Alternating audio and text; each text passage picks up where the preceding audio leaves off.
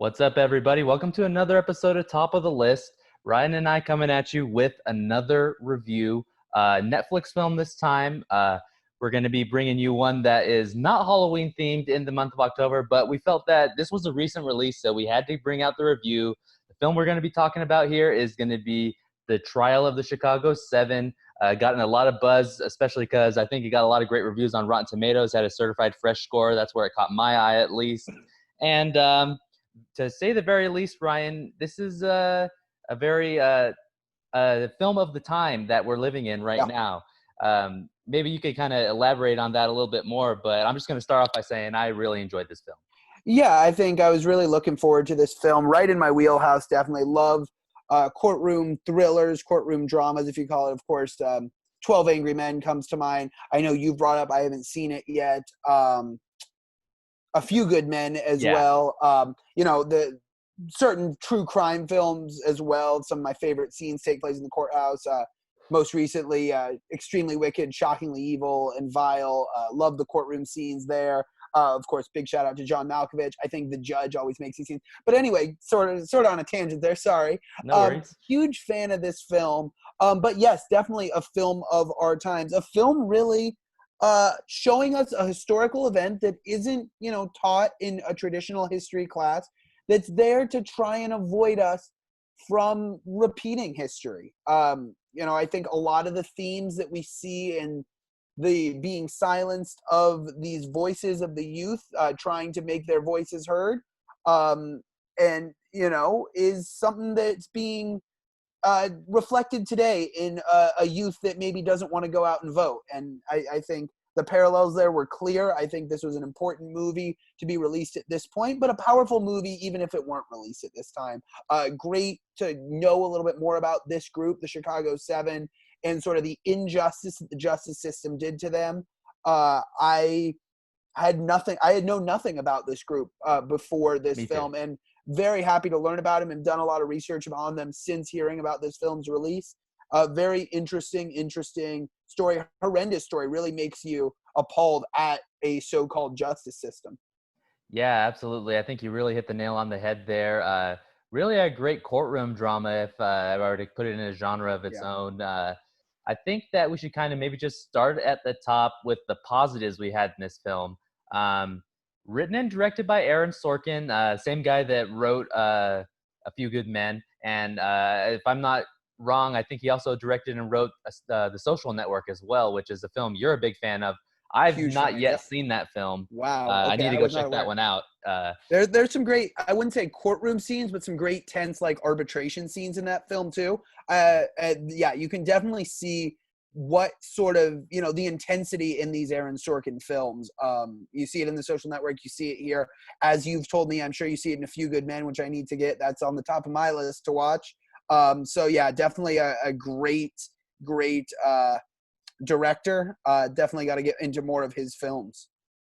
All right. Yeah. So my dad was a big fan. So me and him, my dad's a big fan of Aaron Sorkin. He even got to work with him a couple times on a couple occasions. He's very proud to tell me that. And, so me and him watched this one on my new TV, Netflix original film.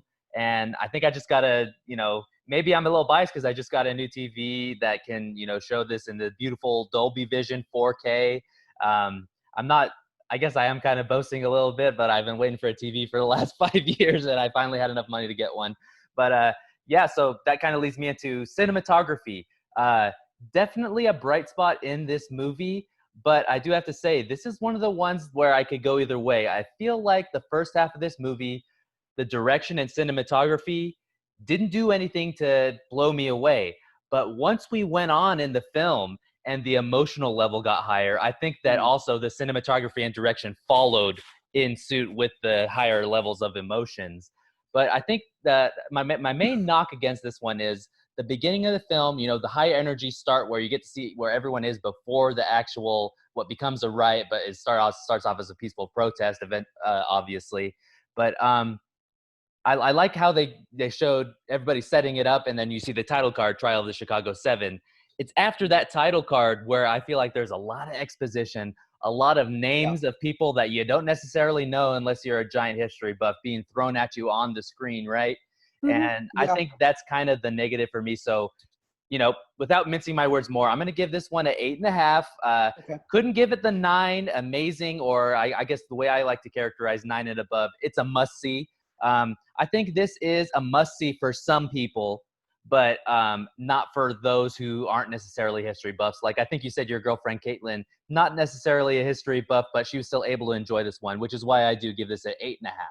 Yeah, I think, because of what Aaron Sorkin did with a story that, in whatever history books it's been demonstrated has been short and probably somewhat bland, to make it the thriller it was is what puts this film, for me, at a 9 out of 10. The combination of Aaron Sorkin and the casting job is incredible in this Yeah. film. You go up and down this cast. So many incredible performances, and we'll get into that a little bit later.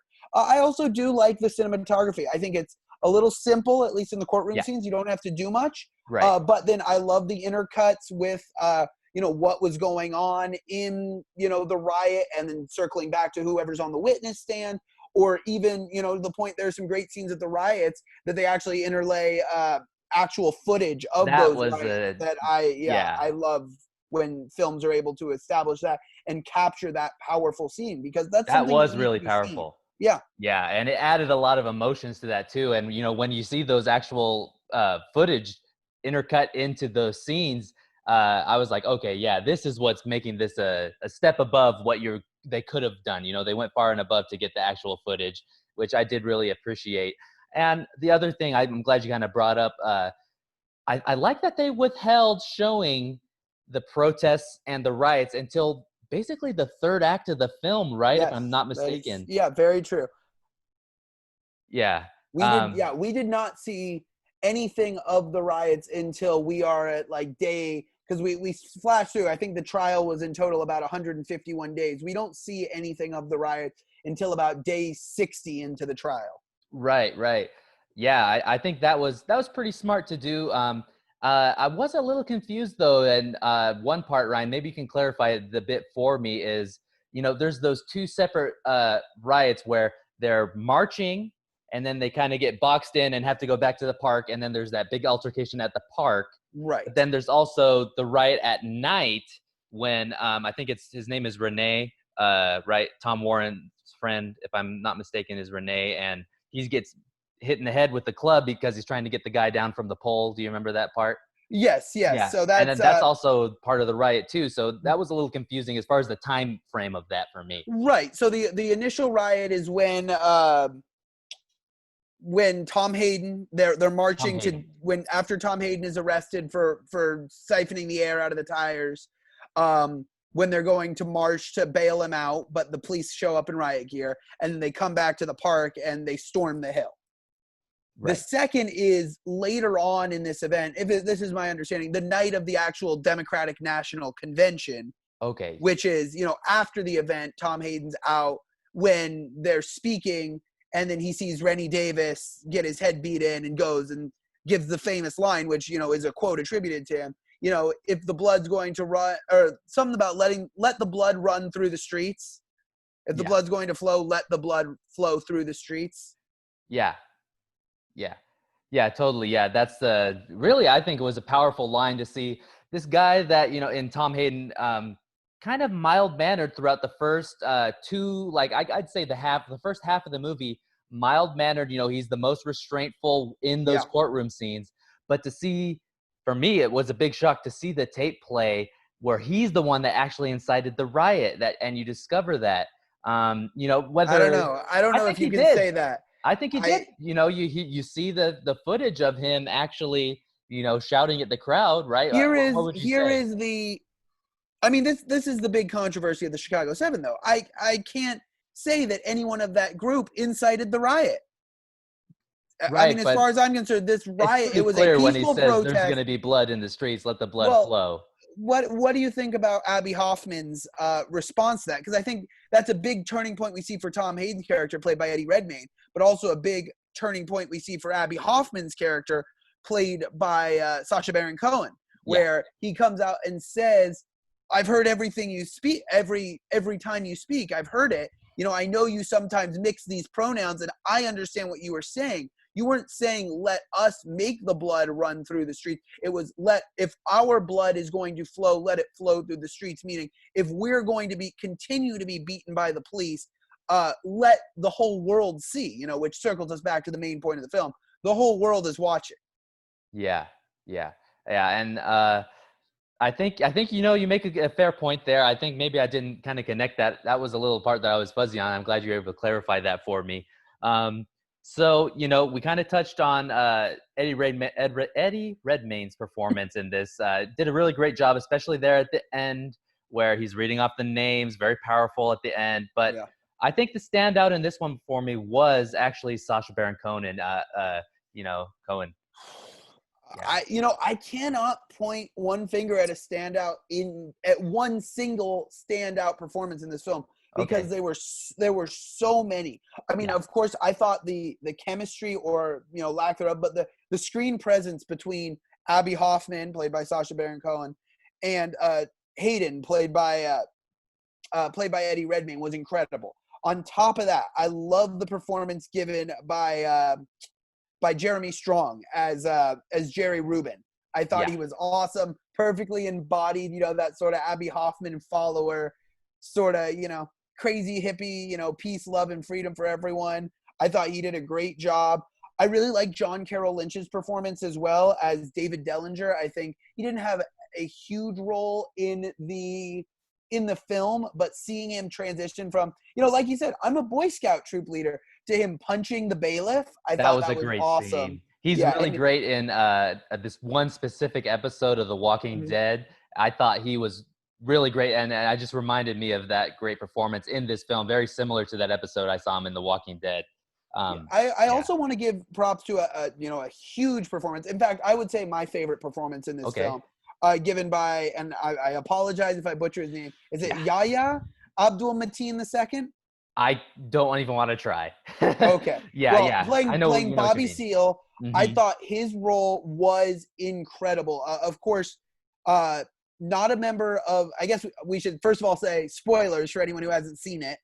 You've heard our scores, so please go and watch it now. This is where I'll put spoiler in the title so people know when they click on it. Playing Bobby Seale, of course, for those who don't know, was not a member of the Chicago 7, but was in Chicago at the same time, speaking at a Black Panther rally, and was then put on trial with the other 7 defendants, even though he wasn't really part of them.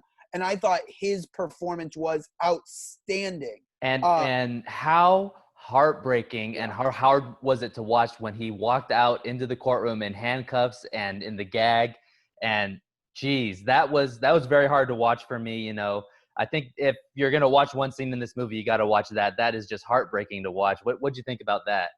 Absolutely. And it's, it quite literally happened to Bobby Seale. Yeah. But I mean, unfortunately, being completely honest, in today's society, that is metaphorically happening to so many African Americans in this country, people of color in this country. And, it's important, as sickening and disgusting it is to watch that, to know that even though, this is not literally happening, and in some cases it quite literally is happening, but even when it's figuratively happening, that there's no justice for that group of people in this country.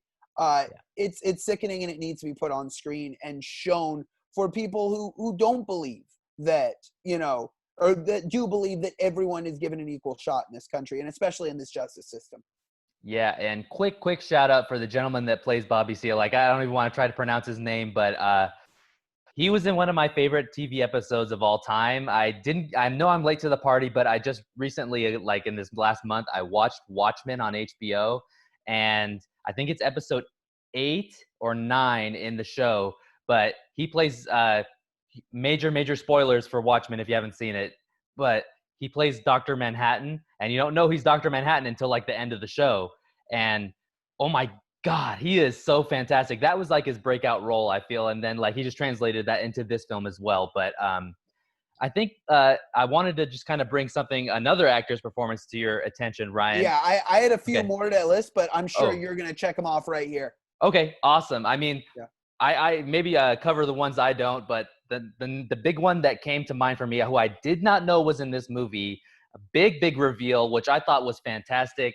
Michael Keaton. Yeah. He's great in this movie, I think, and I didn't know that he was going to be in this movie. And I think the way the director handled the reveal was excellent direction. Yeah. So what do you think about that? I mean, Michael Keaton's great in everything. I love Michael Yeah. Keaton as an Yeah. actor. And I think he embodied the role of Ramsey Clark, right? The former the attorney general under Lyndon Baines Johnson, LBJ. and now we have the attorney general of Richard Nixon who's prosecuting, Mitchell, which makes no sense, mind you. If you look back in history, this event happened in the Johnson administration. Why would the Nixon administration be handling this? Whatever, I digress. But I thought he was fantastic. I thought, I'm sure Ramsey Clark, knowing that he was sort of hearing and reading about him, that he was somewhat of a loudmouth, Texan attorney general, and what he did, he turned in his resignation an hour before he had to step down. I'm sure it was probably, very to character. And I loved how Michael Keaton played it. It was a great performance from a great actor. Yeah, absolutely. And then any other performances for you that were noteworthy? I have two more. Okay. Mark Rylance. Okay. Who played? He played William Kunstler, the defense attorney. Mm-hmm. Okay. I thought he was fantastic for his scenes in court. Sort of calling, and then I want to give another shout out to Frank Langella, who's our true villain in this film, if you can say there's a villain, as our crooked judge. But the back and forth between those two, I thought was fantastic. This guy truly, in Frank Langella playing our judge, abusing his power, and the counselor, or I guess the defense attorney's named Kunstler. It took me a while to figure that out. I thought he was saying Mr. Counselor the whole time. Yeah, it's Kunstler, Yes, but him calling him on his bullshit. What did they say at the end of the film? 26 counts of contempt of the court. I thought, that's awesome. That's a badass lawyer right there who's not going to take any bullshit from a crooked judge. And I loved his performance. Mark Rylance in the role of William Kunstler. My last, I thought there were good moments of Joseph Gordon-Levitt, just showing that he was human as the prosecutor in this case. An understated performance is the way I would characterize it from Joseph Gordon-Levitt. I've seen him go off the rails. I've seen him have some amazing performances. And, people don't talk about his performance in The Dark Knight Rises enough. I think he's so great in that movie. But, an understated performance in this film. But he delivered, I think. Yeah, I would have liked to have seen him a little bit more on screen. We didn't get much of his character besides when something crooked would happen in the trial, you'd get this concerned look on his face. And then you have that great scene where he and Abby Hoffman run into each other when he's with his daughters in the park, where you get that conversation between the two of them, and you get to see, sort of his, I would say that's almost a turning point where, he's calling Abby Hoffman out, but he's sort of contemplating his own words. Yeah. But I just, I would have liked to have seen a little bit more of him. I understand it was a long movie as is. I believe it was about 2.5 hours. Yeah. So, you can't jam everything into a film, but obviously, a few tiny knocks on this that hold it back from a 10. I give this a 9 out of 10. Powerful film, powerful scenes from the opening sequence. The opening sequence where you really see the planning of this peaceful gathering to the scenes in the courtroom, the scenes of the riots happening. And then, of course, at the end, you get that huge standout moment. You have the judge sort of petting the head of Hayden's character, saying, you've been the only one who's shown respect to this court. Please keep this brief. And he gets up and reads all 5,000 names. And then at the end of, I think the most powerful thing, at the very end of the film, the screen cuts to black and you hear the crowd chant, the whole world is watching. And then we go to the credits. Cool. Powerful, very powerful stuff, especially as pertinent as it is to these times with the election coming up. Yeah, and I think I want to also say what my favorite line in the film was. It comes from Sacha Baron. I keep messing up this guy's name, but Abby Hoffman's character says, he's telling them about how do you. Lincoln talks about, how do you dismember the government and everything that, and he says, well, how do we do that And he's like, oh, we do it every 4 years. And I thought that was a really great line in itself. Very thought-provoking. And I think we should take this last end of the show, Ryan, to just, you and I'm 23, Ryan. You're, did you turn 23? No, you're about to turn 23. Yeah. Next month. Almost Ryan's birthday next month. Damn, I'm a terrible best friend. But yeah, let's take the time now. Hey, if you're above the age 18, if you're 18 or above, guys, election's coming up. Go out there and vote. Ryan and I are voting. So, if it takes a recommendation from us to get you out there, go right ahead. Go out there and vote. It's very, very important. Ryan, maybe you can explain what happened to you in the 2016 election. That's kind of the reason why you were convincing me when we talked on the phone earlier. You said that, Yeah, 2016 election, that was my first election. Let me make sure that's correct. Yeah, so 2016 was the first election that I was 18 and first presidential election. Correct, yeah. I was able to vote in. And I, without getting too political into this, I thought the election had been decided. So I didn't really pay attention to, any debates, any news topics. I knew who I was going to vote for, and I thought it was, a sure thing. And like for many people, that's not how the election turned out. So I think it's extremely important now. And, I seen that, and I'm learning from the errors of my ways to educate yourself, to know what's going on in the world right now, and, to vote. For those of you, hopefully everyone out there who's over the age of 18, I hope you've registered. I believe the registration deadline was now yesterday here in the state of California to vote. But it couldn't be easier to vote right now, whether you're voting by mail, voting in person, polling places are opening up early. We can't stress it enough. No matter how you vote, we don't want to necessarily make a political statement here. Everyone has a right to vote for who they want to vote. But just to vote, as, Abby Hoffman put it, that's our civil duty as American citizens, to get out to vote. If we disagree with our government, that is our way to change. Have your voice heard. Go out and vote. By the first Tuesday of November, that's coming up now in 2 weeks. Yeah. Go out and vote, guys. Yeah, absolutely. And I'm guilty. Charge me guilty. Send me mean comments or whatever. But in the 2016 election, I didn't vote, and I think I regret that a lot. And that's why this year I'm making a big point of, I had Ryan send me a lot of the propositions so I could read up on that, so I know which way to vote. So that way I could form my own opinion and everything. And I really want to take it seriously this year, and I hope everyone else does as well. So trying to amend that mistake I made back in 2016 this year. But with that said, I think that we're both going to give you guys a recommend to check out the Trial of the Chicago 7 on Netflix. I know we do a lot of Netflix reviews, but we do have some other reviews coming your way. Some of them aren't on Netflix, some of them are. But so go check this one out. 8.5 for me, 9 for Ryan. Want to go ahead and take us out, Ryan? Tell them where they can follow us. There was just one more thing I wanted to add. I just noticed this when I was looking up Aaron Sorkin.